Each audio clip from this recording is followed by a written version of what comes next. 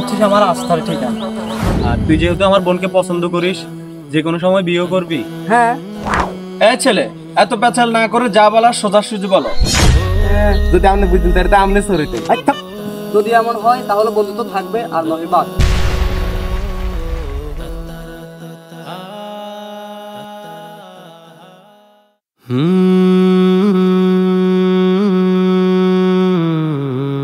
আচ্ছা বন্ধু, বন্ধু বল, এই যে আজ 10 বছর যাবত আমাদের বন্ধুত্ব, বিষয়টা তোর কাছে কেমন লাগে? কেমন লাগে মানে? না মানে আমরা একসাথে ঘুরছি ফিরছি, পড়াশোনা করতেছি, কোথাও গেলে দুজন একসাথে যাচ্ছি, এই বিষয়ে তোর ফিলিংস কি? ও এই কথা, ফিলিংস তো খুব ভালো। তোর মতো বিশ্বাস্ত বন্ধু কই পাবো বল? তোর সাথে বন্ধুত্ব হওয়াটা আমার সৌভাগ্য ব্যাপার। আমারও তো সেম রে, তুই হচ্ছিস আমার আস্থার ঠিকানা, আর তোর মতো কেউ আমাকে বুঝাও না।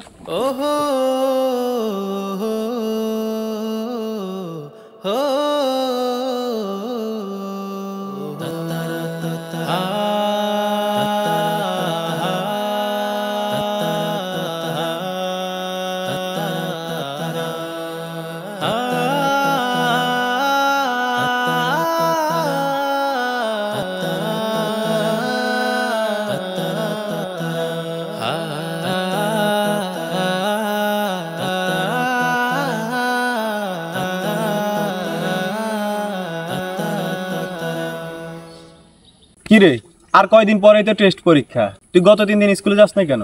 বাড়িতে কাজ ছিল। কি বলস, বাড়িতে কি এমন ইমার্জেন্সি কাজ ছিল যে তোকে 3 দিন স্কুল কামাই করতে হলো? আরে বাদ দে সব, এনে ফের রাখা। আরে আমি বলি কি আর তুই করস কি? আরে তুই এখনো সেই স্কুল কামাই নিয়ে পড়ে আসিস? এনে ফের রাখা আমাদের বাড়ির কাছে।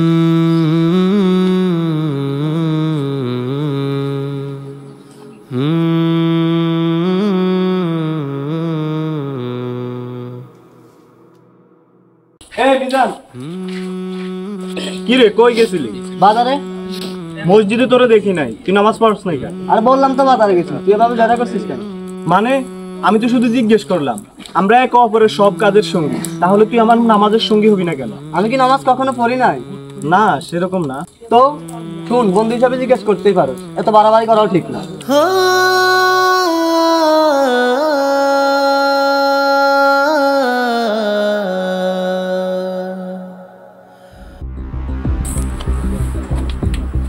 কি ব্যাপার ভাই, আপনাকে অনেক চিন্তিত মনে হচ্ছে। শোন, একটা ঘটনা ঘটেছে।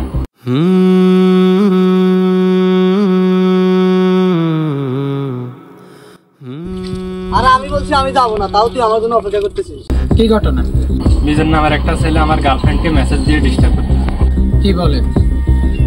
এই শুন, তুই ওই ছেলেটার বিষয়ে একটু খোঁজ খবর নিবি, আর ওকে দেখলে সাবধান করে দিতে হবে। আচ্ছা ঠিক আছে। কি রে ভাই, তুই এত দেরি করলি কেন? চল। আরে শুন, দাওয়াতটা তোর, আমার না। আরে আমার দাওয়াত তোর দাওয়াত একই কথা, তাড়াতাড়ি চল।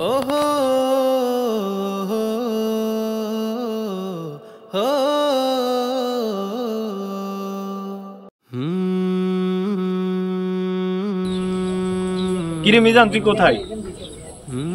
তাড়াতাড়ি ফলের কাছে আয়, তোর সাথে জরুরি কথা আছে।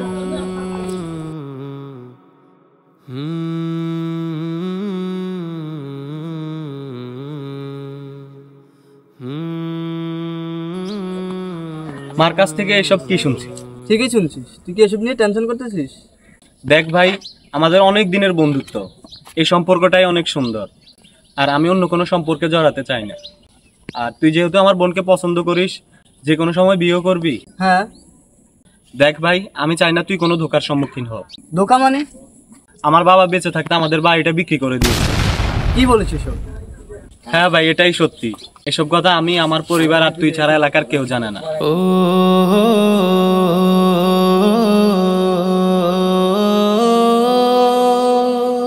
ভাই ওই দেখেন, আপনি যারা খুঁজতেছেন উনি হচ্ছে তার বিশ্বস্ত বন্ধু। আশা করি আপনার বিষয়টা ওনার কাছে বললে সমাধান হয়ে যাবে। তাহলে ডাক দে ওনারা। বেরিয়ে ভাই শুনেন, মিজান নামের ছেলেটা নাকি আপনার বন্ধু। হ্যাঁ, কি হয়েছে? সে আমার গার্লফ্রেন্ডকে মেসেজ দিয়ে ডিস্টার্ব করে, ওকে একটু সাবধান করে দিয়ে। যদি এরপরও এলোমেলো করে তাহলে পরিস্থিতি ভালো হবে।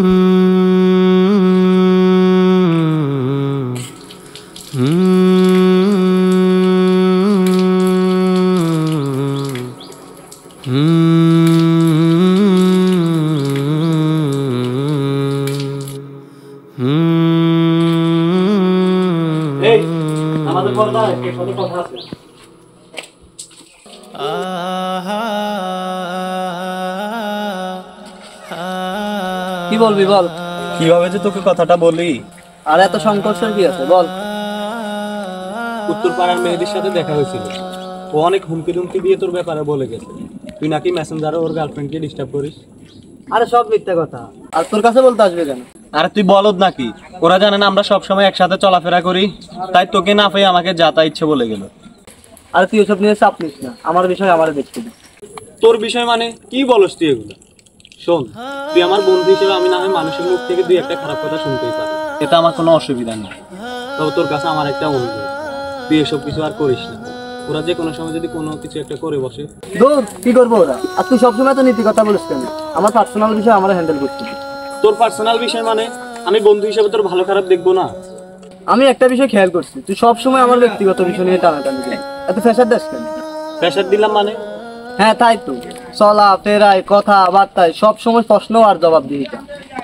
শুন, আমার সাত কথা, বন্ধুত্ব বন্ধুত্বের মধ্যে থাকবে ভালো। দয়া করে তুই আমার ব্যক্তিগত বিষয় নিয়ে কথা বলবি না। যদি এমন হয় তাহলে বন্ধুত্ব থাকবে, আর নয় বাদ।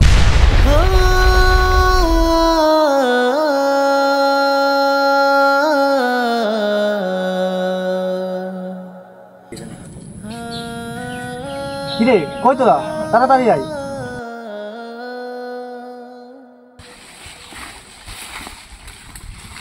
আর এখানে কেউ নেই, ঘুমটা নামা। পাবলিক ফিগার একটু প্রাইভেসি রক্ষা করতে হয়। সোরের আবার প্রাইভেসি। যদি আপনি বুঝতেন তাহলে তো আপনি সরিতেন। আরে শোন শোন, কাদের কথা বলি। এখন তোদেরকে যে জায়গায় ফাটাবো ওখানে সব বিষয় আমি জানি, কোথায় কি আছে সব জানি, বুঝছিস? আমি যেভাবে লোকেশন দিব সেভাবে কাজ করলে তোরা আমাদের চাকরি করতে পারবি।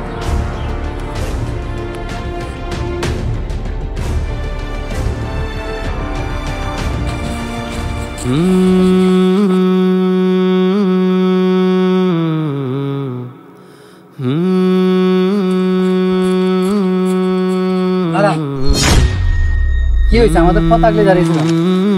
আমি জানি আপনারা কোথায় যাচ্ছেন, আর এটাও জানি কেন যাচ্ছেন। আচ্ছা তা না হয় বুঝলাম, কিন্তু তুমি কে?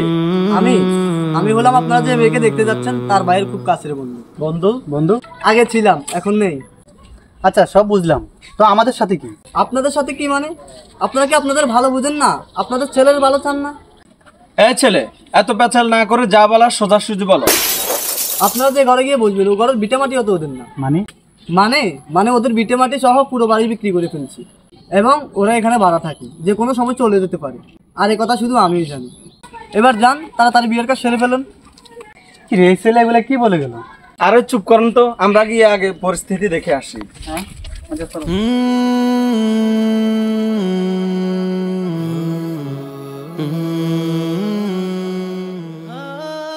যার কথাগুলো আজ আপনি তাকে ধ্বংস করার জন্য অস্ত্র হিসেবে ব্যবহার করছেন, একসময় সে তো আপনার খুব আপন ছিল, খুব ভালো বন্ধু ছিল।